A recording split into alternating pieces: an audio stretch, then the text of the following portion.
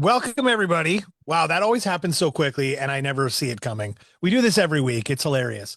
We're live on Facebook. Thanks for hopping in on our Q&A, and we are bang on time. Thanks to everybody showing up in the room just a little ahead of time, which is great. We have an interesting and amazing guest actually today. Um, uh, Really, at the end of the day, in a time when everyone is so concerned about where their money's going, what they can do with it, how to maximize their opportunity with it. I believe you don't know what you don't know. And Right. so I don't know how to fix my car. So I'm going to hire a mechanic. So when I want to help fix my money, I'm going to hire Kenold Knight. And Kenold Knight is a financial advisor and investment advisor with Mandeville Private Clients in Burlington. And honestly, I've met him a couple times now. Just a great guy is really all I got to start with. Thank you. Thank you, Justin. How are you, Kenold? I'm great. I'm great. I'm excited to be on and happy for the opportunity to share with you guys. Thank you for having me. So I always like to start with a little bit of background on you because, you know, there are so many different professions out there, so many different opportunities to get into whatever, especially now more than ever. You could be a YouTuber or you could be whatever, it doesn't Yeah. matter. So my question to you is like, what draws you to financial advising? Like what's the path to that for you as an individual? Were you good with numbers as a kid? Like, did you like money when you were young? Like I have a friend that went and sold stuff Yeah. on the street for like those books that with the coupons. Yeah. And when he ran out of those, because he sold them all so quickly, he went to the dollar store with the money he'd made and bought more stuff and went and sold that door to door. And Wow. so like he's in sales now because that Yeah. passion for sales kind of pushed him that direction. He's a hustler. Totally. So tell me about Kenold's experience with like growing up around money and how that kind of led you to where you're at. Well, thanks again for having me and great question. I landed here. I so happened to land here. I coached basketball, so I'm a coach by nature, a mentor by nature. I coached youth basketball, then went to the pro level. I was fortunate to mentor and coach Shea Gilgeous-Alexander, No way. who is the current most valuable player of the NBA. And That's amazing. Were you at the event the other day? I wasn't at the event, but Amazing. I was a part of the foundational stage. I had him from grade 8 and was a part of his entry Wow. into the NBA when he was first getting started. And I was actually at the draft table. It was a beautiful time. It Very is, cool. I was able to see how entrenched he was into just becoming a really high achiever. Okay, really focused, driven on that. And I wanted to expand a bit, so I've moved into a space where I can support high achievers from a financial standpoint. I was able to observe business managers and all these different people in that space, and then just naturally able to transition into wealth management. I was fortunate to then be connected with Michael Leachin, who's a self-made billionaire, and I work alongside him now. And if you've ever heard of a unicorn in business, right? We know what a unicorn is, taking a business from nothing to a valuation of over $1 billion. Well, this dude Mm, has done it 4 times. hmm. So he's a very successful entrepreneur, has a conglomerate of companies all over the world. And, there's a certain way that he had created his wealth. And he tells us that it is a strict discipline and framework that he has used to create his wealth. So, as an advisor now in this space, I kind of hang on from his coattails, and Why wouldn't you? we are advised in the same way. I'm advising the same way, making sure that my clients are grounded in a framework. And it takes some time to go through that. So I'm not going to try and do that for us right now. But the point is that there's something that grounds you, that anchors you. We call it the 5 laws of wealth creation. There are other avenues of it or parts of it as well too. But that's the really important part, is that there is a way that the wealthy invest. The wealthy invest differently, and I take the time to help my clients to understand that so that we can, get into things that make sense for them. I just want to say this feels like the actual real life story of the TV show Ballers. You know what I mean, don't you? I've heard that. Yeah, yeah. I don't know if Karen knows what I mean, but there was a TV show where The Rock The Rock was played the agent. an athlete who eventually became an investment advisor for all the athletes he plays with and he Yeah. played with. So this is what it feels like And right now. and what a great transition, right? Yeah, it was a beautiful transition, and I'm grateful for it. Now I realized that in you can't be so narrow, right? In just sports. So I have three niches, which is one, sports and entertainment. So I have those who are athletes, and then also having actors, actresses, entertainers. So I'm really trying to narrow in on that. The second niche is a corporate business entrepreneurs, owners, again, with that whole concept about the corporation. We've got money tied into it. What do we do with it? How do we invest? How do we structure it so that we can benefit off of it properly? And then thirdly, my heart posture, I'm Caribbean descent. So we have families who just do not understand, okay, the important strategies that are needed for families to think generationally. And Mm. that's a huge hard posture thing for me because I really think, I'm a life insurance licensed as well as securities licensed. So Perfect. being able Perfect. to, being able to educate on that and making sure that people have the understanding of that from our family descent standpoint and just for general families, like just making sure that they understand that we got to have things in place so that we're thinking generationally. How does your experience coaching translate over to coaching sport? Translate over to coaching money? Like there must be some major similarities. Although there's nothing physical about money, Yeah, you're kind of doing things. yeah. You're not running around and shooting and whatever. Is there a similarity across there?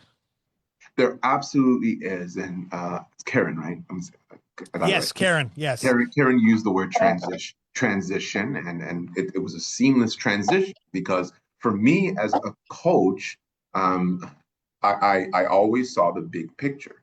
So I'm very good at seeing the big picture and then breaking it down to steps so that we can get to, and I used to tell my players all the time, we want to get to winning time. Like winning time matters, right? So I would, start off the season with just fundamentals, really rudimentary. We just really habitual drills that we're trying to instill so that when we get to championship time, winning time, that we have those all together. I also knew that doesn't happen in just 1 year. Okay, I might need to have players for 3 years, 4 years. So I got to think a little bit more long term. So how does that reflect into the financial space? How it transitions to it? It's the same way. I've got to look at the totality of my client's perspective. And as an advisor, and by the way, anything I share here, it's not investment advice. It's every person, every individual. It is you have to have your own goals, your own objectives, risk tolerance, your own risk tolerance, and then we advise accordingly. But every individual has a big picture. We see that big picture, and then we break it down into small steps and get to an eventual goal. One of the first laws or rules to financial planning that we use is that you have to have a goal because if you aim for nothing, you will hit that with 100% accuracy.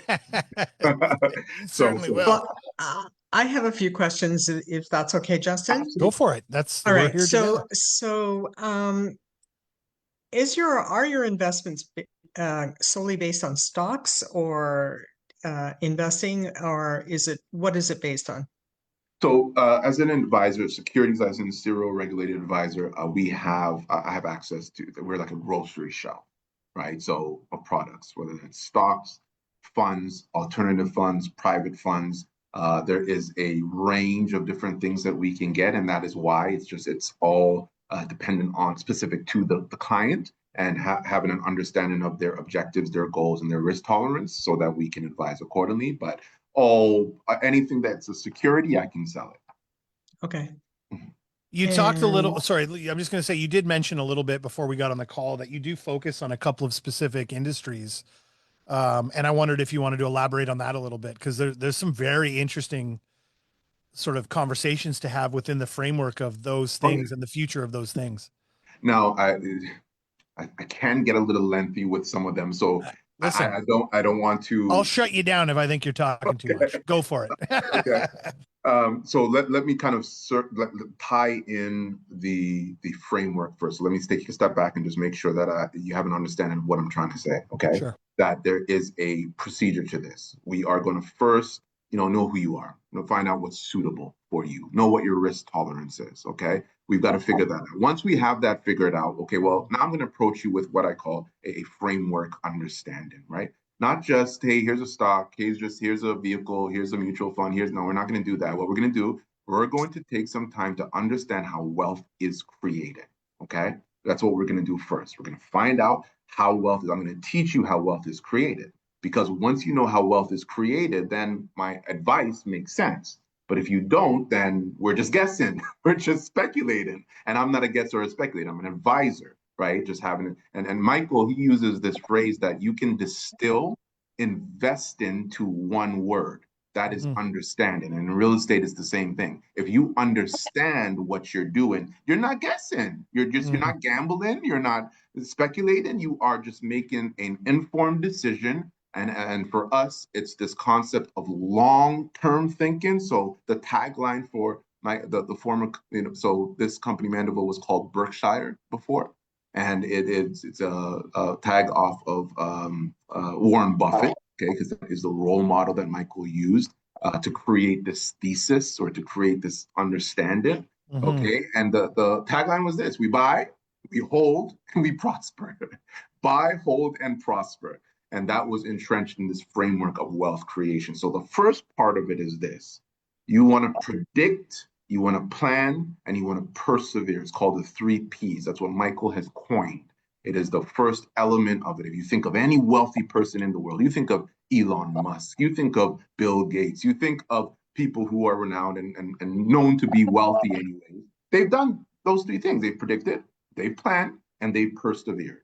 Okay. And that's how they've created their wealth. And sometimes that perseverance is the hardest thing because people get squirrely too soon and they're like, I'm out. And one mentor of ours, his name is Jeff Charlton. He's a great mentor for us, and his brother is in the space in the financial world, and his brother uses this word is commit economic suicide, and for lack of a better term. That's the word that he used, and it's true. Like, we had to pull you off the ledge of committing economic by selling too early. Charlie Munger has this powerful quote that the wealth is gained not in the buying or in the selling, but in the holding. That's where you really, really create wealth. So the predict, plan, persevere, I can go a little bit further in that, but I won't yet, because I think that it's important now that's how we start with predictable outcomes, things that you can look at. And here's another quote from Warren Buffett. He says that the rear view mirror is always clean. It's the windshield that's dirty. That's how you create wealth. How do you find what's in the windshield, what's ahead? What rear view, that's always. So you can invest into all these things, the Nvidias, and I'm not telling you to do that, by the way. I'm just saying that, this is something that people know that they can get into. But what's in the windshield? What's ahead? What's futuristic that we can think of? And this is where we land on these 2 themes of nuclear energy and precision oncology. And if I can start first with precision oncology, because I think this one is pretty close to home for a lot of people. When you think about the treatment of cancer, okay, let me back up. The predictable outcome, one of the great predictors when we do this is demographics. So that's what Michael really hammers home on. The way he created his wealth was he used the baby boomer generation as a demographic. They are 30% plus of at the time when he developed this theory of the population.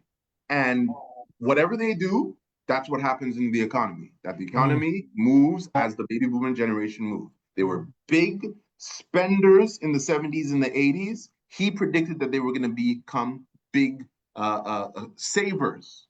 So the mutual fund industry, and don't quote me on this number, but somewhere around the range at the time of 500 billion, and today I believe it's at $2.5 trillion.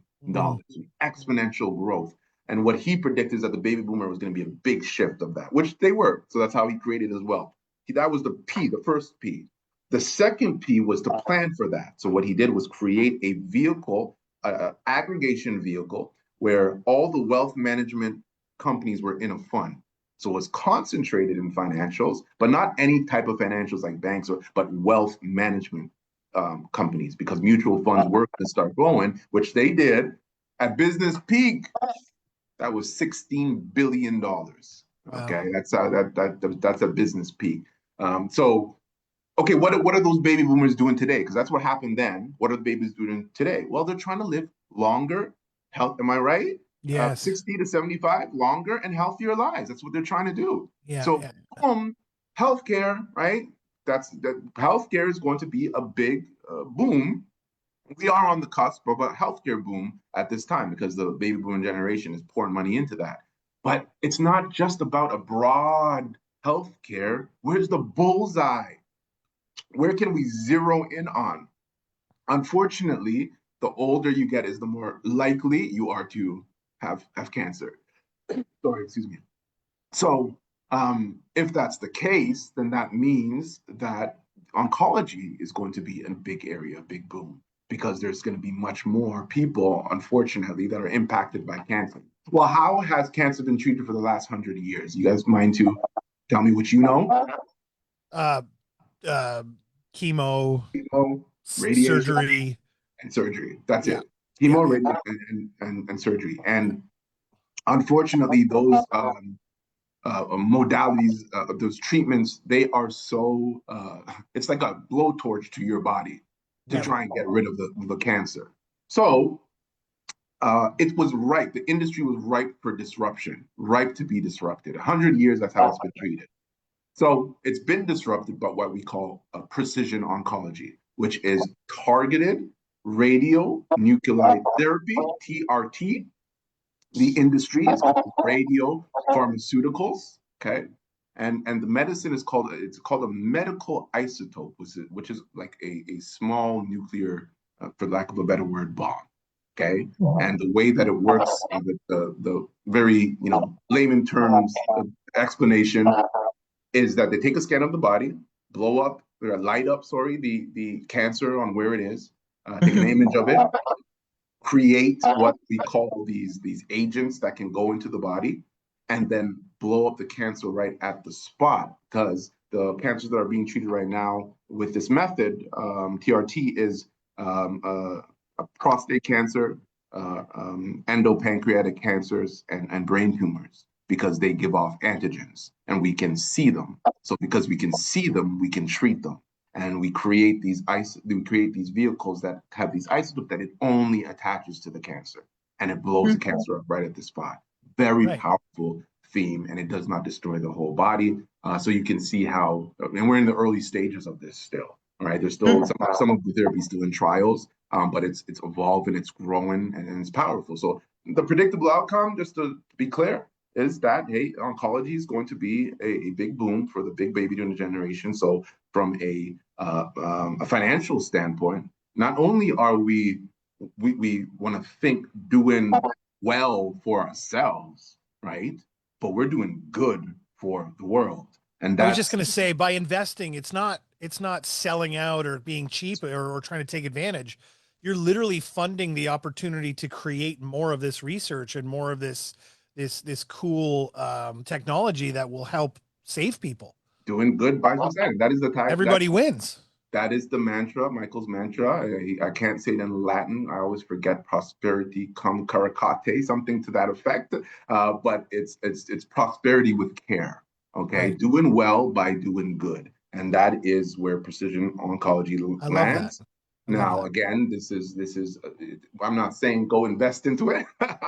I'm saying that this is an area where we would have a conversation where we can differentiate ourselves. And then the second area to that, the sister to that, is nuclear energy, because both on the nuclear theme. And Right. nuclear energy is something where it's a very powerful tool. When you think about the objective of the most dominant countries in the world, I'm sure listeners online heard of the Paris Accord. I believe 2020 was the last one. 2015, they started with the COP, I believe, is at 30 now, or 30 plus. I can't remember exactly. But the point is that the major countries in the world have come together to say we need to be carbon net zero by 2050 as an objective for the world. And I'm not going to get into the science of that because I'm not a scientist, but it's an objective that carbon is being extracted into the atmosphere, naturally gets pulled out, but it's not happening fast enough, and it's creating some. We're creating more carbon in the atmosphere than the world can regenerate itself with. And when you think about it, when I heard this, I was like,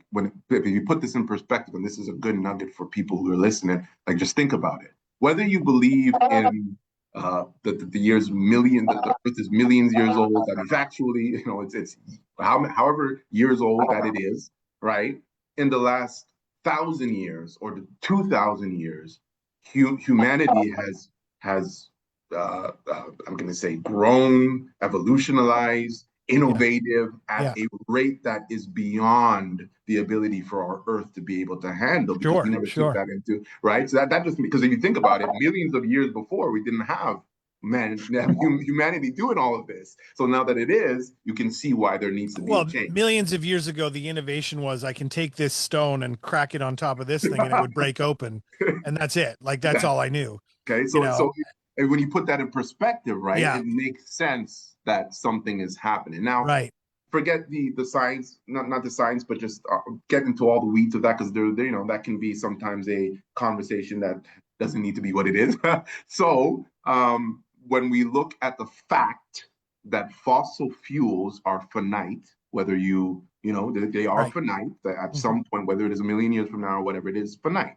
Okay, well, couple that with the idea that it gives off so much carbon. What we have to do something about fossil fuels as our main energy source. It is, if you think about a hub and spokes model, okay, at the hub is our fossil fuels right now. At the spokes are renewables. That's the energy mix in our world. Okay, fossil fuels, natural gas, oil, coal, that is the main energy source. But you need energy in everything that you do. Right now, we're online. It's taking up energy. Your lights are on. It's taking up energy. You got to go to this. You need energy. Like, what don't you need energy for?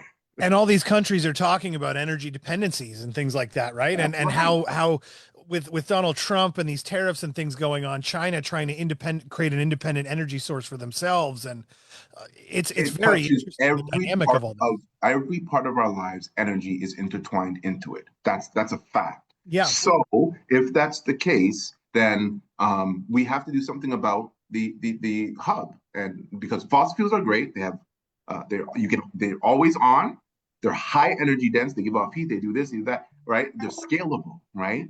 But they're dirty.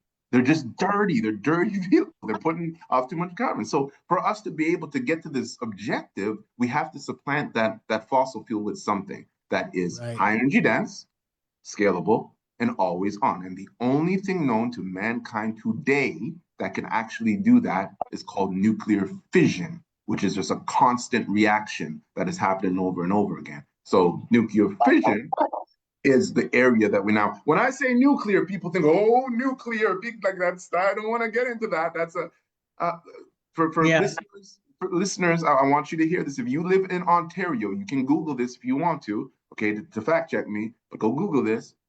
It's about somewhere to the effect of 60% of our energy is nuclear energy. Yeah. Most people don't know that stat, right? And that has been like that for some time, right? So nuclear is not the big bad boogeyman as you think it is, if you get the understanding of it. And we're not talking about these big, huge power plants, right? We're not talking about these big reactors, because there's some connotation on that where there's some things have happened in people, but we're not talking about those big plants. Where this industry is going is what we call SMRs, small modular reactors, and MMRs, micro modular reactors. And these are things that can be built out of a factory. You can place them in an open field. It can light up a town. It can light up a mall. Like we can use these things differently. And the reality is, and the reality is that these things this is where we're going. This is where we're thinking. And so let me put it this way, okay, and wrap your head around this. Whenever there is a shift in the dominant source of energy, okay, there is a shift in economic power. Just think about it for a second. Whenever there's a shift, when you go from coal to oil, right? Mhm. There's a shift. Now you think about who has all the money now, right? Those who have the oil. So why not participate, or how should I say, how do you participate in that very inevitable shift? Because we believe that this is an inevitable shift from fossil fuels to nuclear energy. So how do you participate in that shift? Okay, and that's how we've created now vehicles where you can participate in the shift of both precision oncology and nuclear energy in the form of SMRs and MMRs. So my sister and I were having a conversation, and my sister lives in France, and we were talking, and she lives in the country, and we were talking about energy, heat. And it's really interesting because they are touting in France pellets. And I don't know if you know what I mean by that, but it's a heating system where you throw these pellets in. It's like a wood burning stove, but it's not.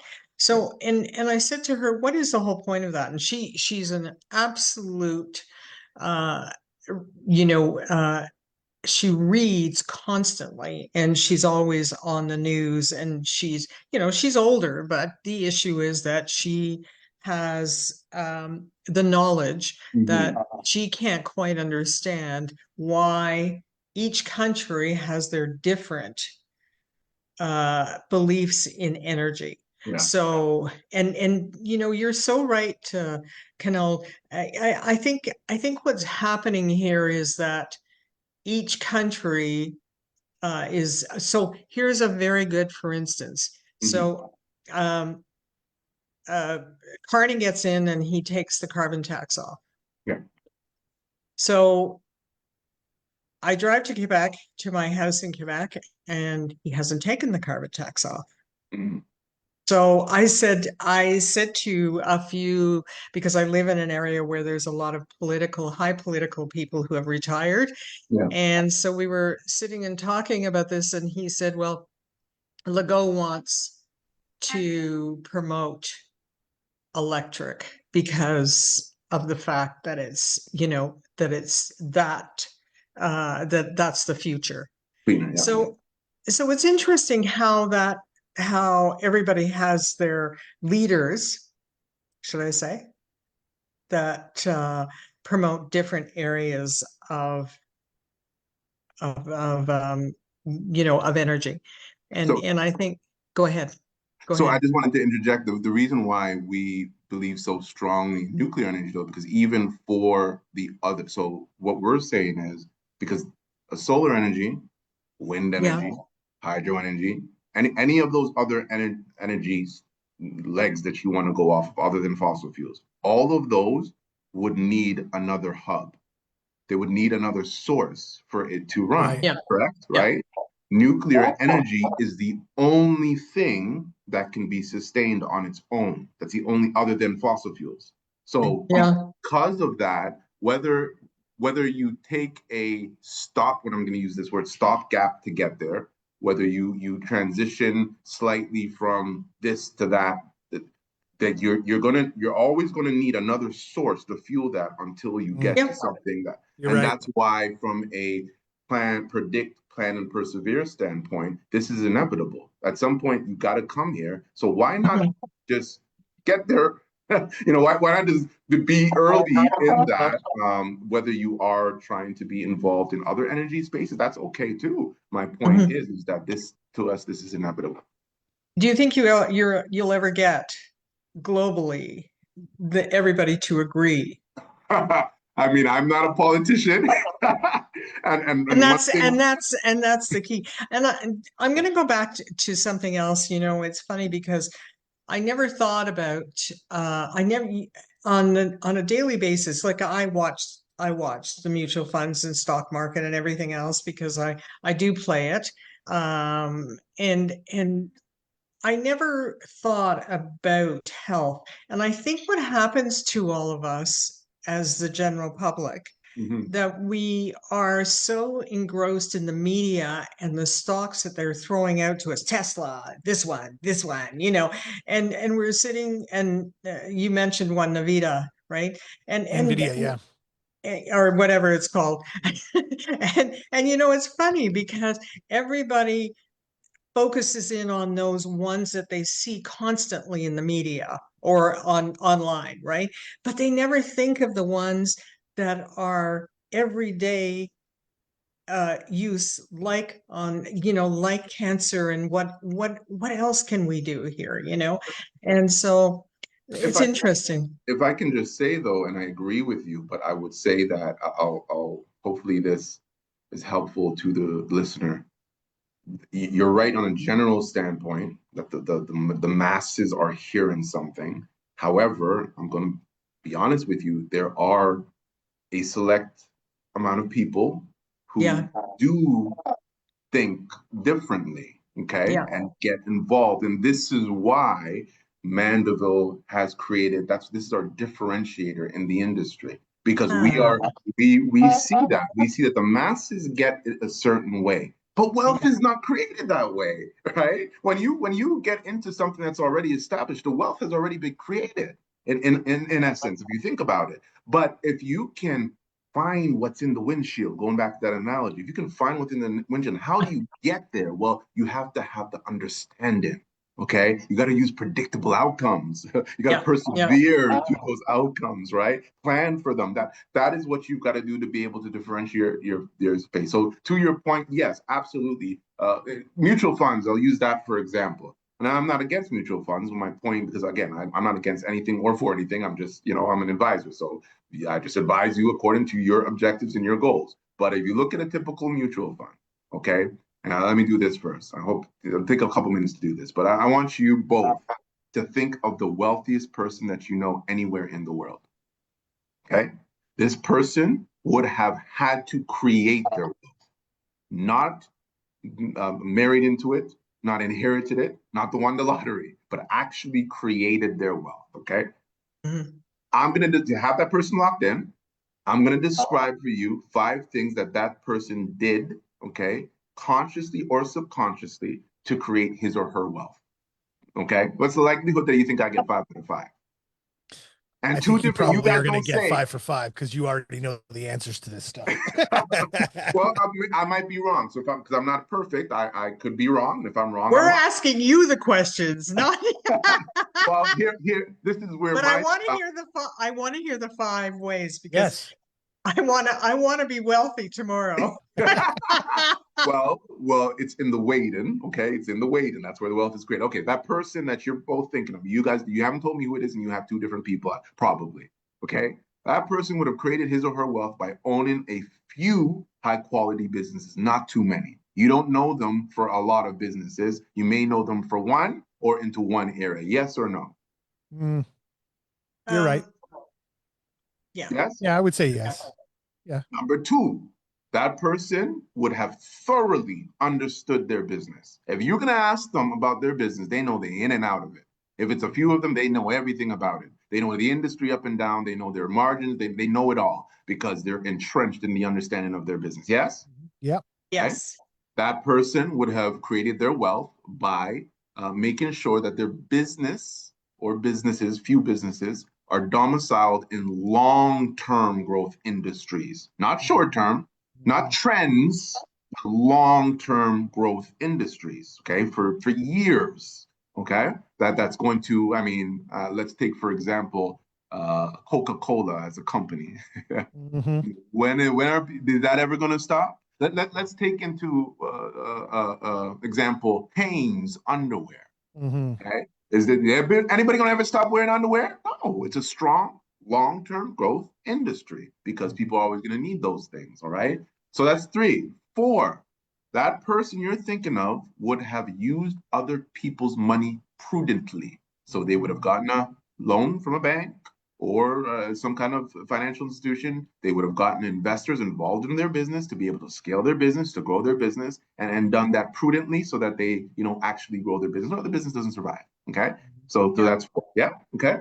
And lastly, the person that you're thinking of that created their wealth by holding their business for the long term. As long as they understood their business, as long as it's a long-term growth industry, they're going to hold on to that. They ain't going to sell it until, they've either just, they're done or whatever. And even if they go public, for example, and like a Tesla and is on the stock market, who's the majority shareholder of this? It's with one person who kind of is the dominant, controller of that company. So that's how that five, that fifth one, correct as well. Okay, so I'm 5 out of 5, right? You're good to go.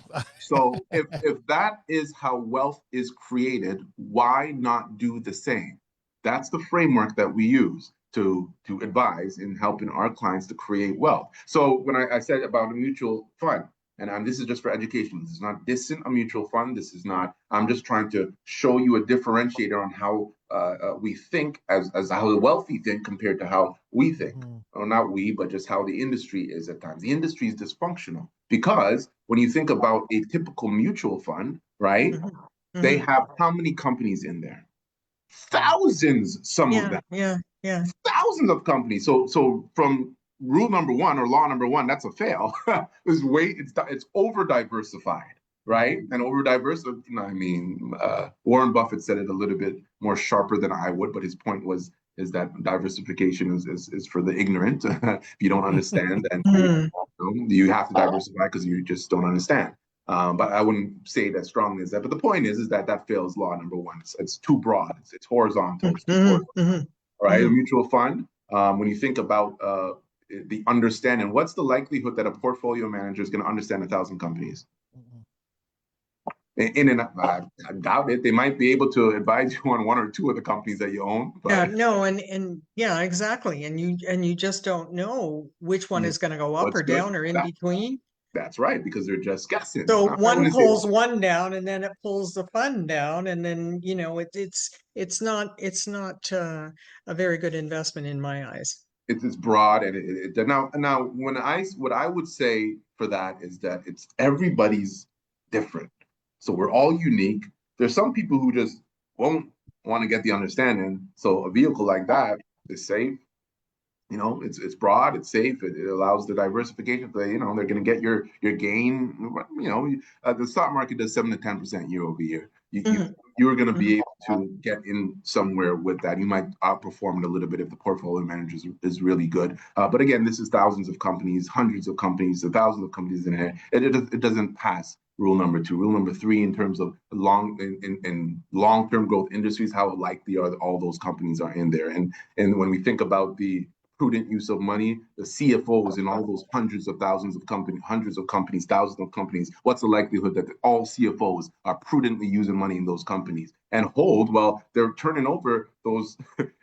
If you get tax slips at the end of the year for your mutual funds, is because they're turning over those companies. They're selling and they're buying them within those funds over and over and over again, right? Just to be able to get you to the game that it needs to get to. So the concept of that is not a wealth creation vehicle. It is definitely a vehicle that you can use to save and to invest and to compound money. Absolutely. And I'm not against mutual funds. I'll be very clear on that. I'm a securities license and give advice on anything. My point is that if you have a framework that is anchoring the way that you invest, then there is more likely that you're going to be successful exponentially, right? We use the word alpha, which is the robust growth of your investment decisions. If you want to get some alpha in your portfolio, then you're not going to go that way. And I understand that concept. So I think we've done our time. Pushing up against it for sure. Yeah. So I've got 2 more subcategories, and I think it's a great place to end to your five categories. Yeah. The first subcategory would be they've hired the right people along the way to support their journey. Yeah. That's important, I think. And the last subcategory is you don't know what you don't know. And they've hired the right mentors, coaches, advisors, and other people around them to help them gain the knowledge they need to get to where they need to go. Yeah.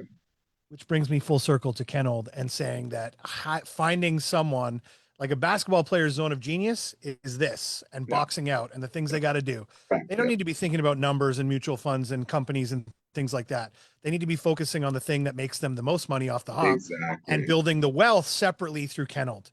Right. And that's really the important piece, is being able to say, like I said at the beginning, I don't fix my own car because A, I don't know how to. B, I don't have the time to learn how to. And C, it's not an ROI that I appreciate, that would give me any kind of satisfaction. Yes. Now, mowing my lawn, there's an ROI there because I get mental satisfaction from it. That's right. But you see what I'm saying. So hiring Absolutely. someone like Kenold to do the work and be the guy, and knowing that you're in trusted hands, that's That where would all be, that conversation comes full circle to. yeah. Absolutely. Yeah, exactly that. And if I can leave with this point is that regardless of what you do and how you do it, most people think that success in life is linear, right? We have this understanding that if we put a little bit of effort, we'll get the equal amount of success, right? So I put some effort, I get some success. I put some effort, I get the proportionate amount of success from it. So that's how we think life goes, whether you are in real estate, whether you are just trying to save for your education, whether you are just trying to become a better person, whether you're trying to work on a relationship, it doesn't matter whatever aspect of life it is. There is nothing in life that is linear, right? Mhm. Nothing. Mhm. You put in some effort, you get a disproportionate low amount of outcome. That's usually what happens. So life and success is more like a curved line. A hockey stick is what we use. Okay. Yeah. And Yeah. the bottom of the hockey stick, that's effort, not as much effort, just a little bit of effort. And with that leaves disappointment. But what happens is that most people will give up and try start something again before they get to what we call the curve of that hockey stick, the Yeah. inflection point, where you're going to put in some work and you're going to get a disproportionate great amount of outcome. That is the power of compounding. It doesn't only happen in investments, it happens in life. But it is important for us to understand that the only way that you're going to get through that inflection point is if you persevere, if you Yeah. press through, if you don't give up, and if you have a framework that anchors you throughout the entire process. So that is how I advise. That's how I try and reach out to the clients and help them to develop that framework, make sure they understand it, and then persevere. Let's get to the goal. Let's get to where it is that you're trying to get to. And that is Hopefully a that's helpful. wonderful end point. Thank you, Kennel. That was a great chat, really full of information Oh, and very good. Very yeah, Thank good. you. really good. Thank Yeah, you. yeah. Thank you for So Thank having me. you very much for coming on and giving us this, imparting your wisdom on us. You're very, yeah, very very smart good. man. I gotta We'll tell put you. we'll put a bunch of links below for some of the contact information for Kenold. So if you want to get in touch with him and you're impressed by what you saw today, by all means reach out. And Kenold, it was wonderful having you. We will talk to you soon. Thanks again. Thanks again. Thanks for having me. Appreciate it.